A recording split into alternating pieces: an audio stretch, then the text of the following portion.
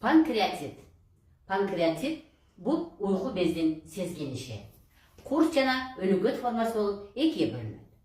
Уйку без тамак сөөдү системасына өзүнүн ферменттерин чыгарып берип турат. Мындан тышкары белок, углевод, май алмашуусун башкаруу үчүн гормондорун дагы чыгарып турат. Уйку без 3 бөлүктөн турат: башы, денеси жана куйругу. Ашказан артында жайгашкан. Башы жана денеси ашказан аркасына туш келет дагы, куйругу сол кабырга тарапка жайгашып калат.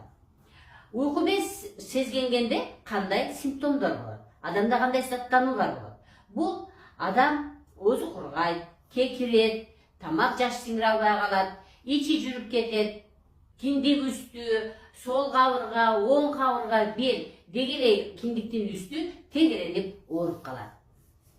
Кускусу келет, көңүлү айланат, көп тердейт, кекирет, кан басым кээ бир килерге көтөрүлүп кетет, кээ бир адамдардыкы төмөн түшүп кетет. Бул ооруга эмне себептер алып келет?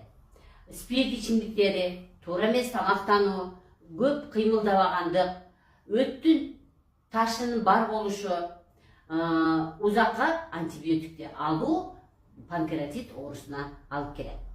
Канткенде панкреатит оорусунан адам айыгат. Бул үчүн биздин медборборго кайрылыңыздар.